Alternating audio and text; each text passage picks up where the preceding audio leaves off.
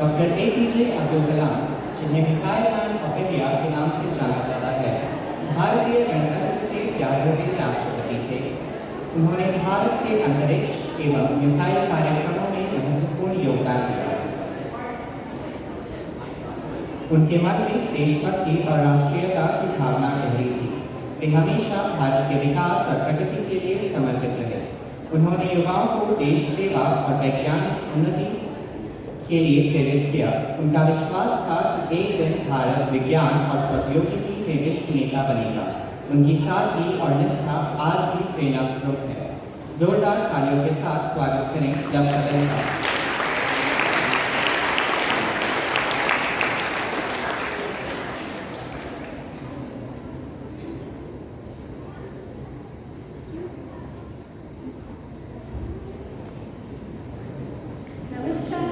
नमस्कार नमस्कार। आज बात करते हैं एक ऐसे भारत रत्न की जिनके सीखने की चाह ने न्यूज़पेपर बेचने वाले लड़के से न्यूज़पेपर में आने तक का सफर तय किया। जी हाँ, हम बात कर रहे हैं जो थे देश की जान, the one and only APJ Abdul Kalam. इस सूरज का जन्म 15 अक्टूबर 1931 में रामेश्वरम के एक बहुत ही गरीब मुस्लिम परिवार में हुआ। उनके पिता का काम था पढ़ने के बाद उनके घर की आर्थिक स्थिति बहुत ही खराब है। क्या हुआ जी? क्यों चिंता में? इतनी महंगाई में घर चलाना बहुत मुश्किल है।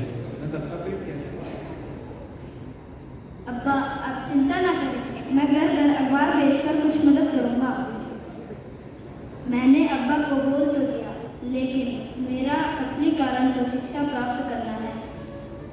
APJ अब्दुल कलाम ने अपनी शिक्षा स्वच्छ हायर सेकेंडरी स्कूल रामनाथपुरम से की, जहां एक चिड़िया को उड़ता देखकर उन्होंने पायलट बनने का फैसला किया।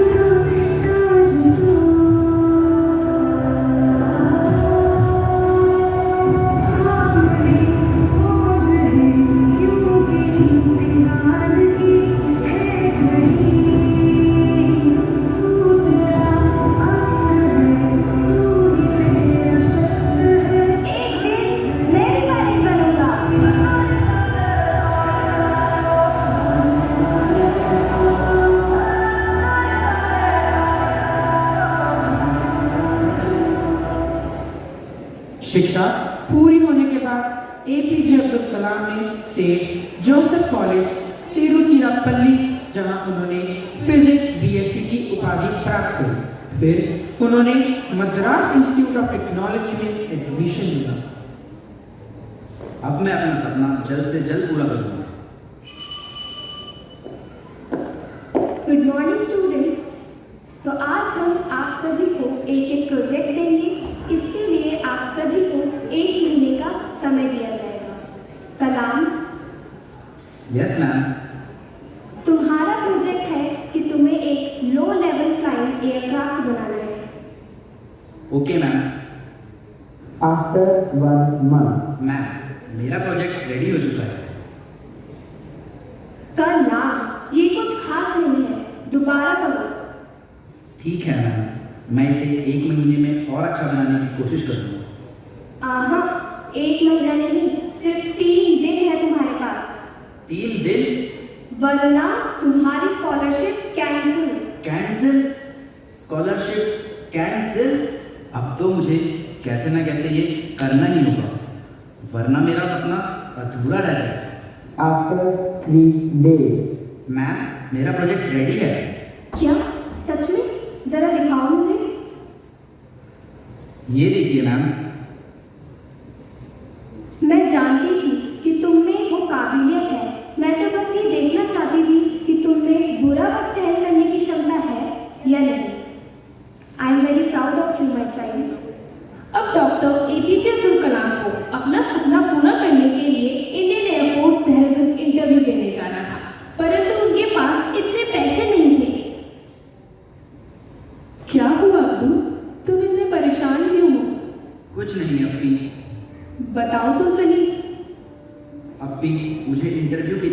देहरादून जाना है, परंतु हमारे घर की स्थिति ऐसी नहीं है कि मैं अब्बू से पैसे मांगकर देहरादून जाऊँ। रुको, मैं अभी आती हूँ। ये लो, इन्हें गिरवी रख लो और इनसे जितने भी पैसे मिले उन्हें लेकर इंटरव्यू के लिए चले जाना। नहीं अप्पी, नहीं, ये आपके हैं, मैं इन्हें नहीं ले सकता। मैं कह रही हूँ ना, ले लो। इस इंटरव्यू में उनका सपना अधूरा रह गया क्योंकि पायलट की सीट केवल 8 थी और उनका स्थान 9। इस वजह से वह इंडियन एयरफोर्स की नौकरी पाने से चूक गए। जेब में बचे कुचे पैसे और हिम्मत के साथ उन्होंने 45 किलोमीटर का सफर तय किया और ऋषिकेश आ पहुंचे और गंगा किनारे बड़े उदासी से बैठ गए। क्या हुआ पुत्र, इतने परेशान क्यों हो? प्रणाम महाराज, मैं अब्दुल कलाम केरल से यहाँ देहरादून एनडीए का इंटरव्यू देने आया था, लेकिन मैं उसमें असफल रहा। घर वापस जाने के पैसे नहीं हैं। आप तो अंतर्यामी हैं, बताइए आखिर मैं करूं तो क्या करूं? क्या हुआ अगर तुम इस इंटरव्यू में असफल रहे तो? हो सकता है भगवान ने तुम्हें किसी बड़े कार्य के लिए इस धरती पर भेजा हो। क्या पता तुम आगे जाके इससे भी बड़े इंसान बनो। शुक्रिया बाबा। इंडियन एयरफोर्स में सिलेक्शन ना होने के बाद उन्होंने हिम्मत नहीं हारी और 1958 में डीआरडीओ का इंटरव्यू दिया, सेलेक्ट हुए और डीआरडीओ ज्वाइन की। ज्वाइन करने के कुछ समय बाद उन्होंने इसरो के इंकोसपार प्रोजेक्ट में प्रमोट कर दिया गया, जहां उनका पहला मिशन था इंडिया को सक्सेस दिलाना, यानी इंडिया का पहला रॉकेट की उड़ान भराना। We have to launch this rocket from Thumba village in Kerala, but we don't have any such thing as a research center nor any office. There is a church in the Thumba village which is now closed. We will make it our research center and an old guest house near it will be our office. This is fine, but how will we take the different parts of the rocket there? We will take the rocket parts to the launching area with the help of bicycles and bullock cart. कांधे पे सूरज टिका के चला तू, हाथों में भर के चला बिजलियां, तूफान भी सोचे जिद तेरी कैसी, ऐसा जुनून है किसी में का।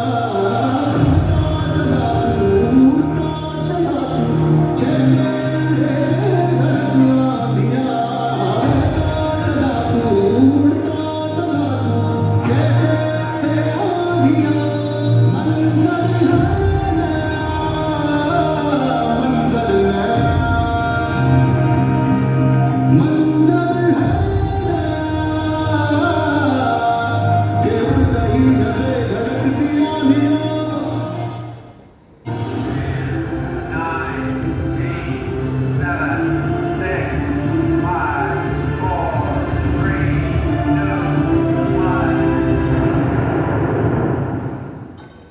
इतने मुश्किलों के बाद और 10 साल की मेहनत के बाद लॉन्चिंग हुई, लेकिन कुछ खराबी की वजह से वो रॉकेट पे बंगाल में जा गया। क्या आपने जनता से वसूला हुआ टैक्स का पैसा बे ऑफ बंगाल में डुबो दिया? I am. It's not a game.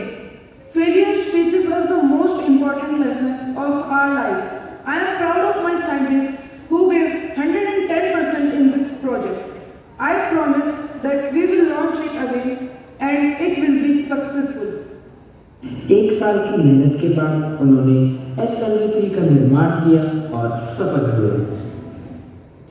We are living at the edge of a great opportunity.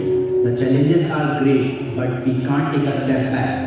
Now, don't think anything, just do your work. I promise you that tomorrow the launching of SLV-3 will be successful. 3, 2, 1. Congratulations everyone, we have done it.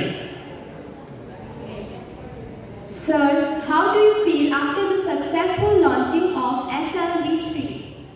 ये तुम्हारी सफलता है, अब तुम ही बताओ। Good evening everyone. This is the great opportunity for me to stand before you like this.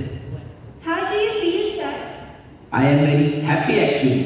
Me, my team, Satish sir, we are very happy about India's first successful launching of SLV3. I am very proud to have a country like India. I am very proud to have a great leader like Satish sir. इस सफलता के बाद उन्होंने कई सालों तक मेहनत की और पृथ्वी, अग्नि, आकाश और नभ जैसी मिसाइलों का निर्माण किया। उन मिसाइलों ने इंडिया को एक मेजर मिलिट्री पावर बना दिया और डॉक्टर एपीजे अब्दुल कलाम का नाम मिसाइल मैन ऑफ इंडिया पड़ गया। Hello, Dr. Kalam. We have been following your work.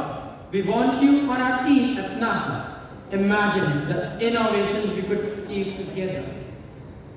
Thank you. But my heart lies here in India. But the resources, the technology, True. But I believe in building a legacy for my country. We heard about the offer from NASA. Why turn it down? I want to inspire young minds here. But NASA would provide you a global platform. Global platforms are great, but what about nurturing our own? I want to see India soar. Your choice is very inspiring, sir. Together, we can reach for the stars, right from here. It's not just about rockets, it's about igniting the spirit of innovation in our youth. Education is the most powerful weapon which can change the world. A nation that dreams together builds together. Doctor APJ Abdul Kalam की इसी सोच के कारण उन्होंने आगे जाके India को एक न्यूक्लियर पावर बनाया और साथ ही साथ वे देश के प्रेसिडेंट भी बने। उनका मानना था कि पैसे और करियर के लिए विदेश नहीं जाएंगे, देश सेवा के इस अवसर को नहीं गंवाएंगे। अब हम इसे पैट्रियटिज्म नहीं कहेंगे तो किसे कहेंगे? हम सभी एक बार फिर हमारे महान प्रेसिडेंट की सोच को सल्यूट करते हैं। धन्यवाद।